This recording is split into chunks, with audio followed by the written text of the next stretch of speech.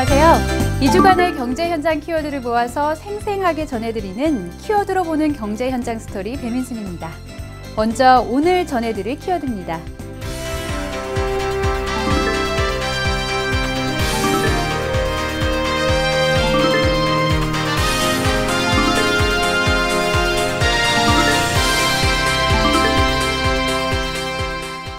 올해 우리 경제의 가장 큰 화두는 바로 4대 부문 구조개혁인데요. 그중 노동시장 구조개혁, 그리고 경제 활성화를 논의하기 위해 정부와 경제계를 대표하는 인사들이 한자리에 모였습니다. 지난 13일 열린 경제장관과 새 임기를 맞은 경제 5단체장의 간담회 현장, 지금 바로 만나보시죠. 이날 대한상공회의소는 수많은 취재진들로 북적였는데요. 새 임기를 맞은 경제 5단체장과의 첫 간담회 자리이기에 그 의미는 더 컸습니다. 이 자리에서 최 부총리는 경제 활성화와 구조개혁을 위해 정부와 경제계가 적극 협력해야 한다고 강조했는데요. 정부는 현재 우리 기업들이 겪고 있는 어려움을 누구보다도 잘 알고 있습니다. 하지만은 우리 경제를 살리기 위해서는 기업들도 일자리 창출, 특히 청년 고용, 또 적정 수준의 임금 인상, 투자 활성화 등에 적극 지원해 주실 것을 간곡히 호소를 드리겠습니다. 특히 우리 사회의 미래인 청년들의 일자리 창출, 30조 원 규모의 기업 투자 프로그램 등 투자 활성화, 적정 수준의 임금 인상, 노동시장 구조 개혁에 대해 경제계에서도 양보하고 고통을 분담해 주길 거듭 당부했습니다. 앞으로도 끊임없는 대화와 소통을 통해 정부와 경제계가 힘을 모아 더 나은 경제로 이끌어주길 기대해봅니다. 미국을 경기 침체의 늪에서 끌어올렸던 뉴딜 정책. 이를 모티브로 최경환 부총리는 경제 활성화를 위해 민간 투자를 적극 유도하는 한국판 뉴딜 정책을 추진하겠다고 밝혔습니다. 민자사업 활성화, 더 나아가 경제 활성화를 위한 최경환 부총리의 현장 방문, 함께 따라가 보시죠. 교통난 해소를 위해 민간 투자 사업으로 진행 중인 서울의 한 고속도로 공사 현장. 최근 침체된 민자 사업의 활성화를 위해 최경환 부총리는 공사 현장을 둘러보는 한편 업계 관계자와 만나 그들의 애로사항을 꼼꼼히 체크했는데요. 세계적인 위기를 극복한 그런 뉴딜 정책을 전 세계가 좀 한 점 써보자고 이렇게 생각을 하고 있습니다. 그래서 우리나라도 이런 필요성을 공감하고 있기 때문에 큰 제도적인 개선 방안을 좀 마련하겠다 하는 그런 생각을 가지고 있습니다. 최경환 부총리는 정부와 민간이 리스크를 분담하는 새로운 사업 방식 도입과 민자사업 추진 절차를 단축, 또한 민자사업 대상을 늘리고 최소 운영 수입 보장 제도를 합리적으로 개선할 것이라고 밝혔습니다. 지난 20년 우리 경제 발전에 기여해온 민자사업이 앞으로도 국민에게 그리고 경제 활성화의 보탬이 될 수 있길 기대해봅니다. 정부는 선진 납세 문화 정착을 위해 많은 활동을 하고 있는데요. 지난 3일 제49회 납세자의 날을 맞아 최경환 부총리가 기념식에 참석했습니다.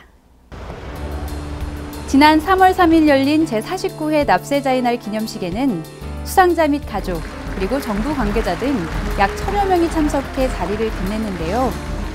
최경환 부총리는 모범 납세자 등 수상자에게 직접 홍포상을 수여하고 국민의 성실 납세 및 세정협조에 대한 깊은 감사를 전달했는데요. 국민 여러분의 소중한 세금이 꼭 필요한 곳에 쓰여질 수 있도록 알뜰한 재정의 파수꾼 역할을 충실히 수행하겠습니다. 국민 여러분들께서도 함께 힘을 모아주십시오. 국민의 기본 의무 중 하나인 납세의 의무. 국민이 국가에 대한 의무를 다할 때 우리 사회는 좀 더 아름다워지는 것 같습니다. 지역기업의 경쟁력을 강화하는 일, 이는 바로 지역경제를 살리는 일이기도 한데요. 지역경제 활성화를 위해 기획재정부가 팔을 걷고 나섰습니다. 어떤 현장인지 만나보시죠. 지난 4일 주형환 차관은 온산국가산업단지를 방문했는데요. 현장을 둘러보며 주력 산업인 제조업이 선진국과 중국 사이에 낀 넛크래커 상황이라며 현장의 지혜를 모을 필요가 있음을 강조했습니다. 특히 시야를 돌려 한중 FTA를 통해 중국을 제2의 내수 시장으로 선점하고 기술 혁신을 통해 경쟁력을 강화해야 한다고 거듭 강조했는데요. 이를 위해 정부 역시 외국인 투자 촉진 방안과 더불어 기술 사업화 지원 및 기술 거래 활성화 등 다양한 지원을 약속했습니다. 작은 아이디어 하나로 성공을 이끄는 창조경제. 창조경제혁신센터 설립으로 창조경제가 더욱더 가시화되고 있는데요. 지난 4일 주영환 차관은 울산에 이어 창조경제가 움트고 있는 현장인 대구를 찾았습니다. 창조경제혁신센터를 찾은 주영환 차관은 현장을 둘러보며 창조경제의 성과 및 확산에 대해 격려했는데요. 또한 간담회를 통해 벤처기업 수 3만 개 이상, 벤처에 대한 투자도 1조 6천억 원으로 지난해보다 20% 증가해 창조경제의 작은 성과들이 곳곳에 나타나고 있다고 강조했습니다. 정부는 앞으로도 창조경제 모멘텀을 적극 살려 상반기까지 17개 광역시도에 창조경제혁신센터 개설을 완료하는 등 창조경제의 성과를 가시화하는 데 역량을 집중할 것이라고 밝혔습니다. 화이팅! 우리 경제의 구조적인 문제를 해결하고 체질을 강화하기 위한 구조개혁.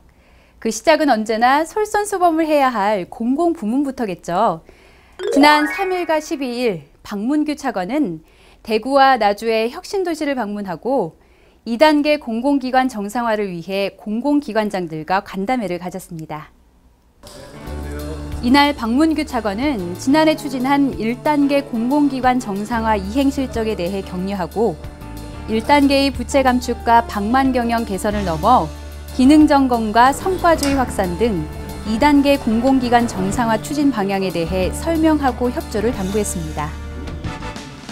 또한 혁신도시 현장을 둘러보며 공공기관 지방 이전에 대한 현황을 점검하고 지역경제 활성화에도 기여해달라고 거듭 강조했습니다.